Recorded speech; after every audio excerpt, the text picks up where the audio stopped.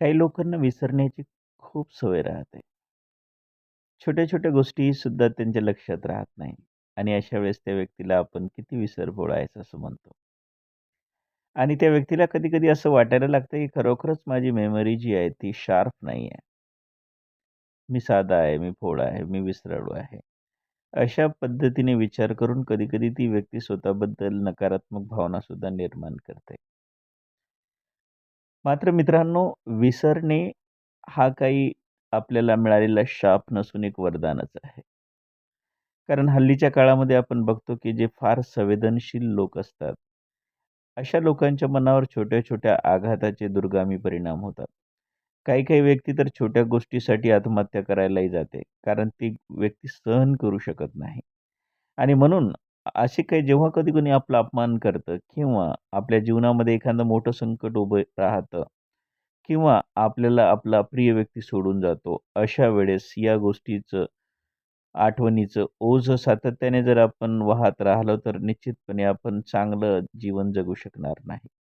आणि म्हणून काही गोष्टी रात गई बात गई या पद्धतीने म्हणजे त्या विसरणेच अधिक चांगलं राहतं.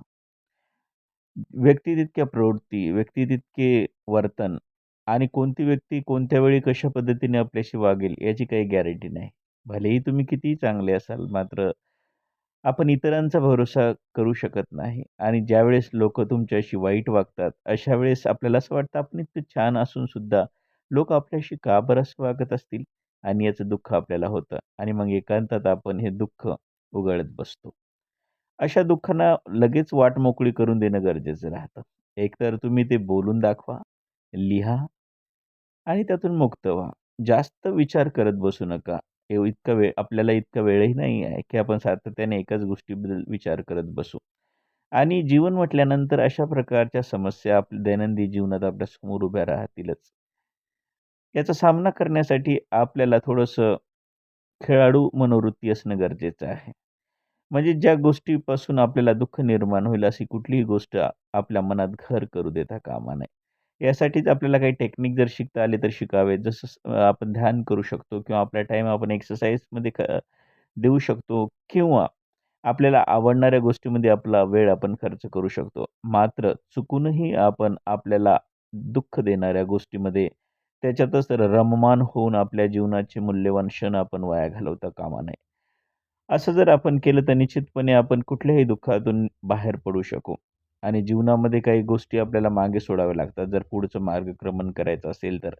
एखाद्या पक्षाला उंच उडायचं असेल तर त्याला ओझं घेऊन उडता येणार नाही. त्याला हलकं व्हावं लागेल. त्याचप्रमाणे जीवनातील ज्या दुःखद घटना आहेत, दुःखद आठवणी आहेत किंवा आपला केलेला जो अपमान आहे, या सगळ्या गोष्टींना विसरून आपण फक्त भविष्याकडे झेपावणं गरजेचं आहे. आपलंच एक विश्व निर्माण करून त्यातच रममान होणं गरजेचं आहे.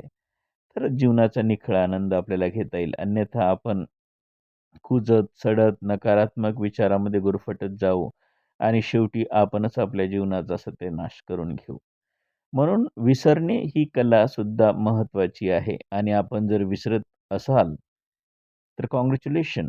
कधीही स्वतःला कमजोर समजू नका. कारण जर आपण विसरत राहिलो, तरच पुढच्या गोष्टी आपल्या मनात, आपल्या ब्रेनमध्ये आपल्याला स्टोअर करता येईल. नवीन-नवीन गोष्टी शिकता येतील. फक्त जुन्याच गोष्टीवर विसंबून राहून, जुन्याच गोष्टीचं दुःख उगाळत बसून आपण काहीही साध्य करू शकणार नाही. हा जर व्हिडिओ तुम्हाला आवडला असेल, तर याला लाईक करा, शेअर करा आणि हो, सबस्क्राईब करा.